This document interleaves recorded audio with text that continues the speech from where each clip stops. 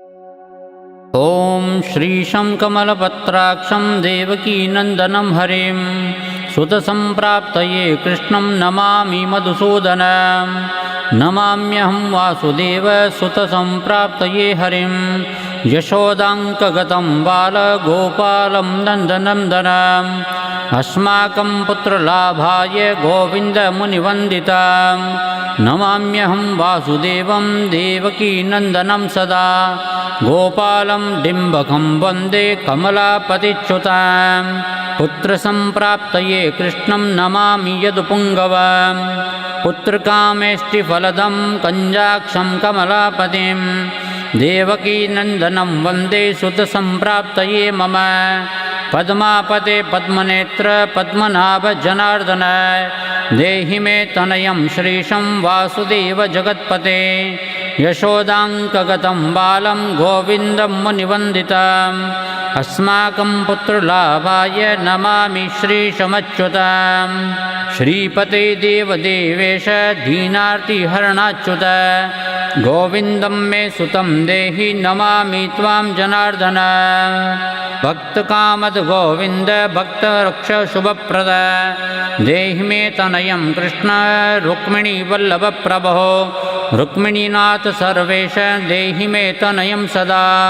भक्तमन्दार पद्माक्ष त्वामहं शरणं गत देवकीसुत गोविन्द वासुदेव जगत्पते देहि मे तनयं कृष्ण त्वामहं शरणं गतः वासुदेव जगद्वन्द्य श्रीपते पुरुषोत्तमं देहि मे तनयं कृष्ण त्वामहं शरणं गतः कञ्जाक्ष कमलनाथ परकारुणिकोत्तम देहि मे तनयं कृष्ण त्वामहं शरणं गतः लक्ष्मीपते पद्मनाभ मुकुन्द मुनिवन्दितं देहि मे तनयं कृष्ण त्वामहं शरणं गतः कार्यकारणरूपाय वासुदेवाय ते सदा नमामि पुत्रलाभार्थं सुखदाय बुधाय ते राजीवनेत्र श्रीराम रावणारे हरे कवे तुभ्यं नमामि देवेश तनयं देहि मे हरे अस्माकं पुत्रलाभाय भजामि त्वां जगत्पते देहि मे तनय कृष्ण वासुदेव रमापते श्रीमानिनिमान चोर गोपी वस्त्रापहारक देहि मे तनयं कृष्ण वासुदेव जगत्पते अस्माकं पुत्रसम्प्राप्ति कुरुष्व यदुनन्दन रमापते वासुदेव मुकुन्द मुनिवन्दितं वासुदेवसुतं देहि तनयं देहि माधव पुत्रं मे देहि श्रीकृष्ण वत्सं देहि महाप्रभो डिम्बकं देहि श्रीकृष्ण आत्मजं देहि राघव भक्तमन्दार मे देहि तनयं नन्दनन्दन नन्दनं देहि मे कृष्ण वासुदेव जगत्पते कमलानाथ गोविन्द मुकुन्द मुनिवन्दितम् अन्यथा शरणं नास्ति त्वमेव शरणं मम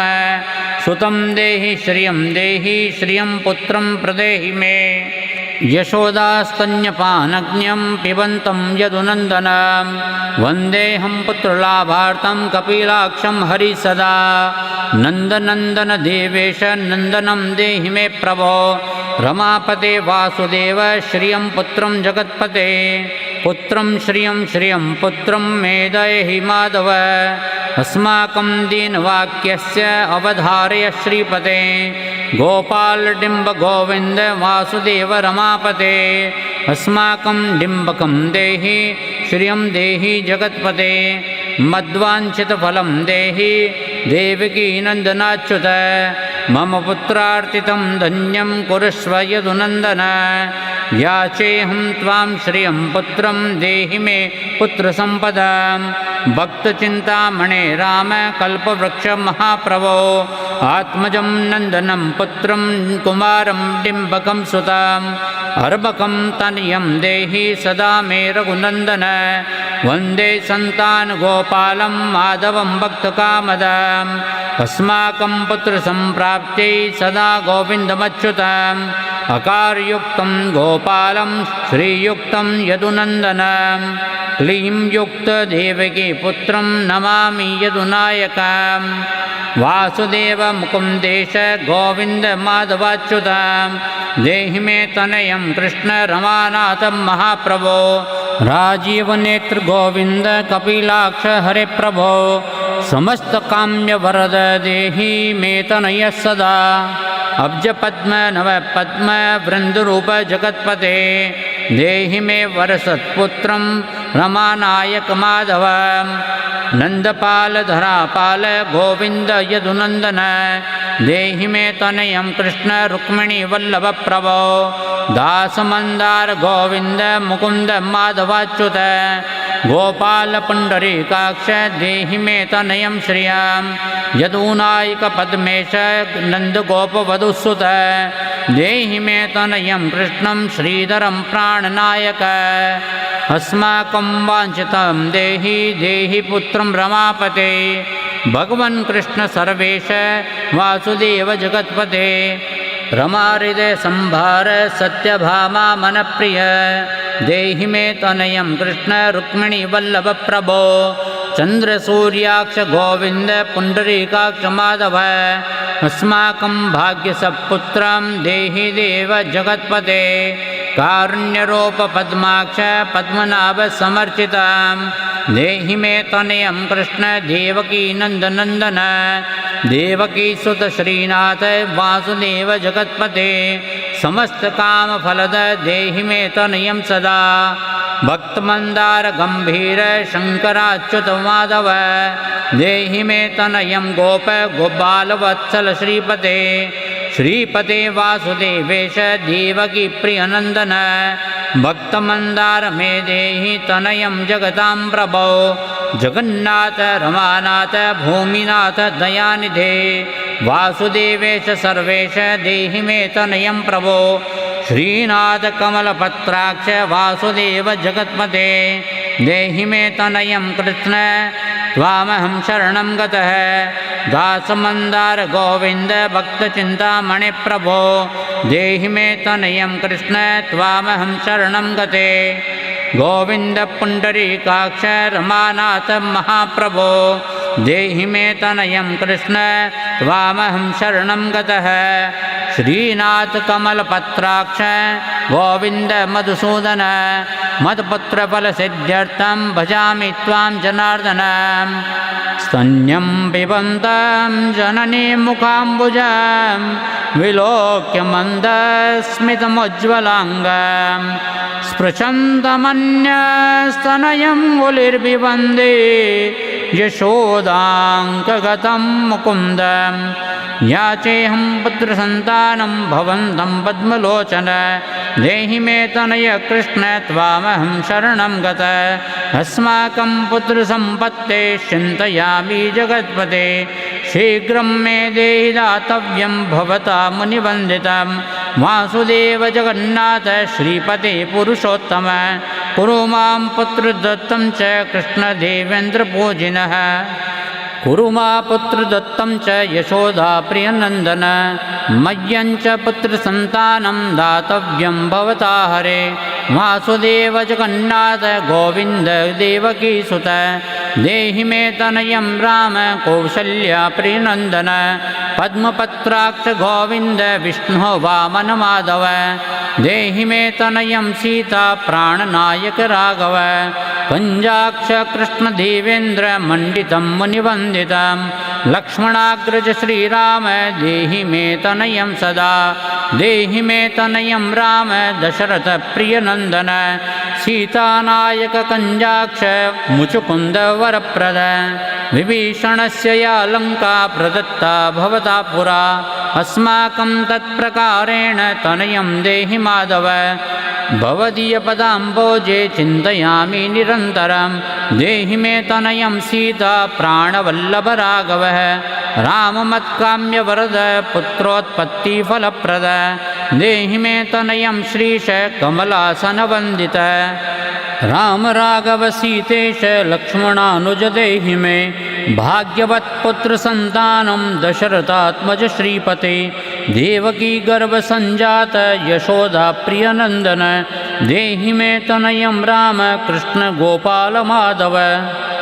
कृष्ण माधव गोविंद वामनाच्युत शंकर देहि मे तनयं श्रीश गोपाल बालनायक गोप बाल महाधन्य गोविंदाच्युत माधव देहि मे तनयं कृष्ण वासुदेव जगत्पते दिशतु दिशतु पुत्रं देवकी नन्दनो अयं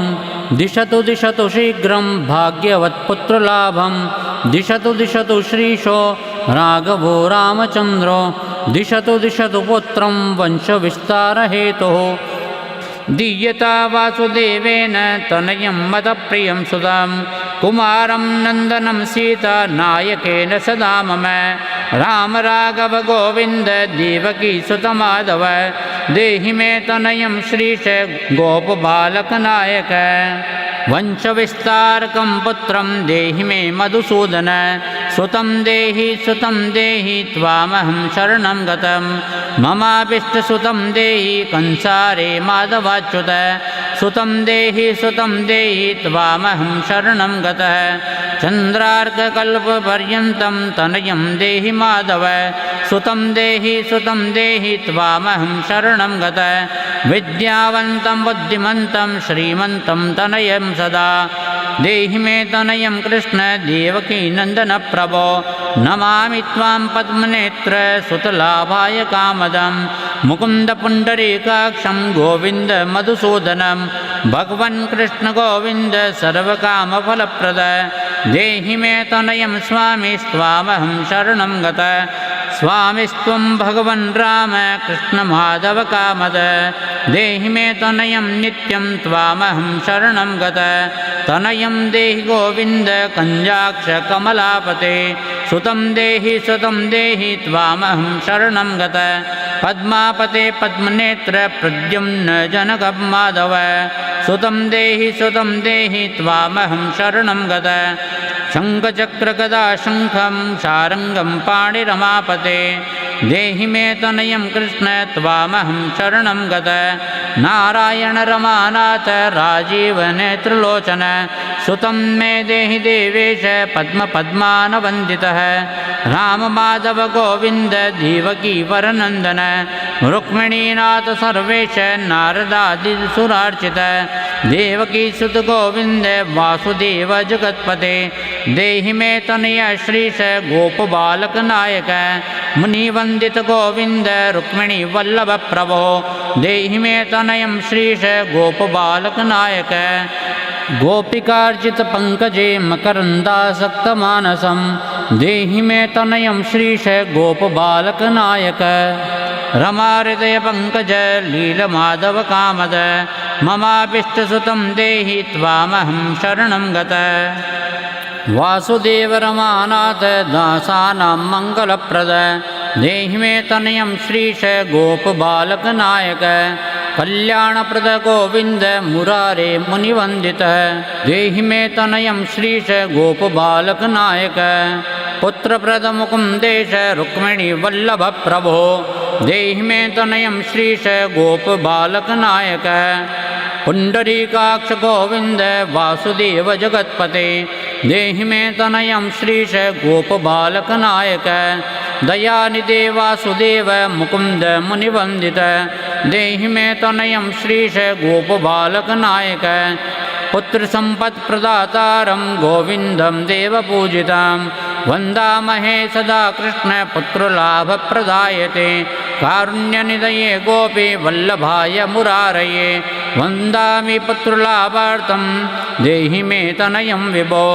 नमस्तस्मै रमेशाय रुक्मिणी वल्लभाय ते देहि मे तनयं श्रीश गोपबालकनायक नमस्ते वासुदेवाय नित्यश्रीकामुकाय च पुत्रदाय च शेषेन्द्रशायिने रङ्गशायिन रङ्गशायिन्द्रमानाथ मङ्गलप्रद माधव देहि मे तनयं श्रीश गोपबालकनायक दासस्य मे सुतं देहि दीनवन्दार राघव सुतं देहि पुत्रं देहि रमापते यशोदा तनयाभीष्ट पुत्रदानरतः सदा देहि मे तनयं श्रीश गोपबालकनायक मदिष्टदेव गोविन्द वासुदेव जनार्दन देहि मे तनयं श्रीश गोपबालकनायक नीति नीतिमांश्च पुत्रो विद्यावांश्च प्रजायते भगवन्तव कृपायाश्च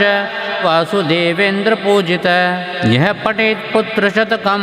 सोऽपि सत्पुत्रवान् भवेत् श्रीवासुदेव कथितं स्तोत्ररत्नं सुखाय च जपकाले पठे नित्यं पुत्रलाभं धनं श्रियम् ऐश्वर्यराजसम्मानं सद्यो याति न संशयः। श्रीकृष्णार्पणमस्तु।